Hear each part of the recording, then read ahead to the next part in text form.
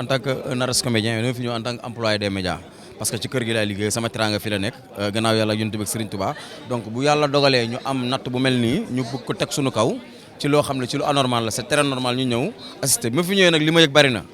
yëg bari na bokk na ci li nga xam ne mooy personnel yi nga xam ne ñoo fi nekk ñu bëgg a tëj benn groupe de presse boo xam ne li fi nekk ci employé kenn xamul lu mu toll donc man jàpp naa ne tëj groupe de presse wala tëj des médias mooy yokk chômage Sénégal yokk chômage lañ koy tuddee parce que tey mënuñu ne dañu bëgg Sénégal développé ba pare ñu ñëw fekk benn société boo xam ne li fiy liggéey ci doomu aadama kenn xamul lu mu toll ba pare ñoom ñi fiy liggéey ku ci nekk li nekk sa ginnaaw mënoo wax lu mu toll donc loolu tëj ko mooy yokk chômage bi quoi qu'on dise ba pare liñ koy toppee wala liñ koy tuumaal bu fekkoon dañ koo teg ci yoon ñu mën a wax mais autrement dit tey bu ñu ko tegoon ci yoon dëgg liñ koy tuumaal waxuma la groupe de presse bu nekk Sénégal mais bépp société bu nekk Sénégal dootul tijji kon daf ci am loo xamante ne rafetul nañu bàyyi di jaawale yëfu personnel ak yëfu mbooloo lii affaire de mbooloo la Bougane Gueye Dany la des médias donc groupe de presse bi nga xamante ne ñun fii la ñuy liggéey di fi daan suñu doole te Bougane Gueye Dany jiite ko bu ñu ko bëggee teg loo xamante ne waruñu ko koo teg donc ñun dañuy ñëw taxaw wane sunu naqar fësal sunu bopp wane ne ñun fii la ñu ne ba pare Sénégal injustice bi moo fi war a jeex kumba am ndey bi kumba amul ndey bi moo war a jeex Sénégal il faut qu'on se dise la vérité ñun ñëpp ay doomi sénégalais lañu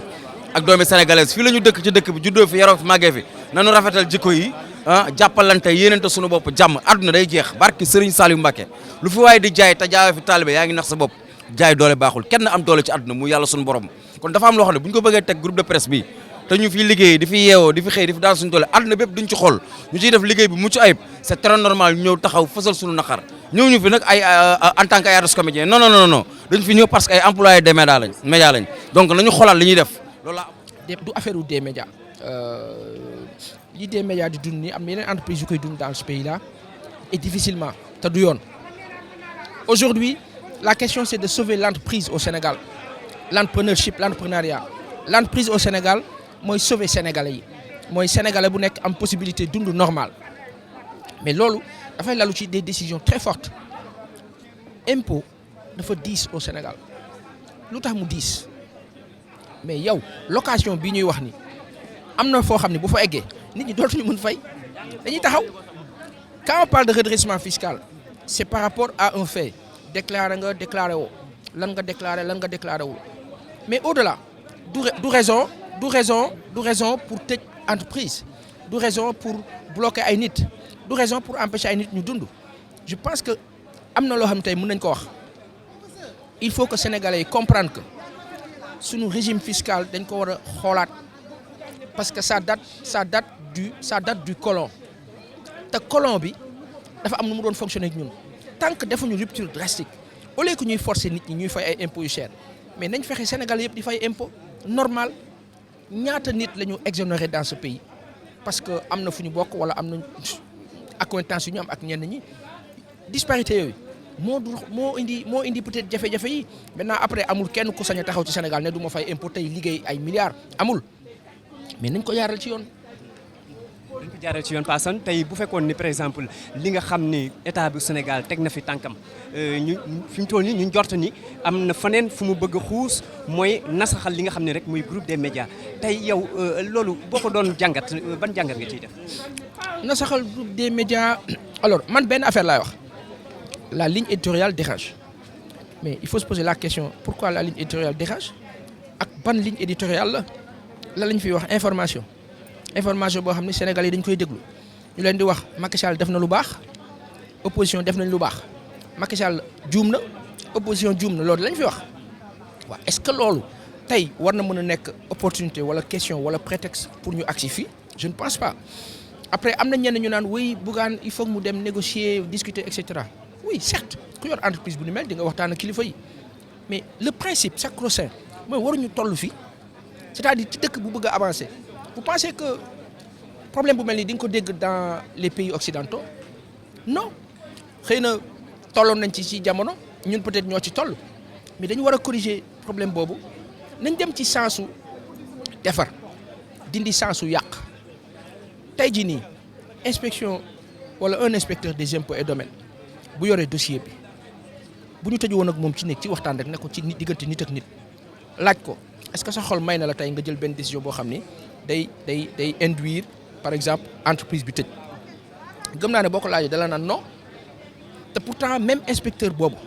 mu ngi am ay avantages ay possibilités au-dessus de tout et de tout le monde loolu question la débat la lu tax ñi nekk inspecteur impôt et domaine bare xaalis loolu Sénégal pourquoi parce que am na koo xam ne boo ko laajee 50 milliards boo demee ci moom amaana sa ay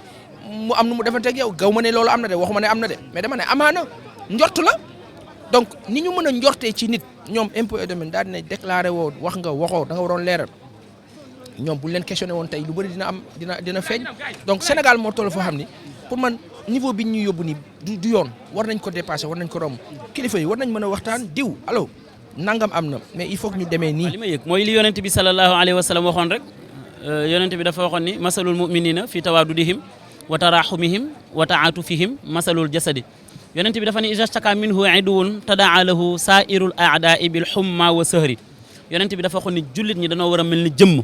ñu ni ko lan moo ne ci jëmm mu ni bëñ buy metti tànk tanewul bët danaan du ma nelaw bëñ buy metti nopp danaan du ma mën a dégg tëgg bëñ buy metti tànk dafa naan du ma xëy liggéeyi bët buy metti gémmiñ danaan du ma lekk yonent bi ni noonu jëmm mel ci am kenn ku nekk ci sa morom noonu la nit ñi war a mel tey ñii rek ñoo fi war a ñëw fenn fu ne dafa am ñu fa war a dem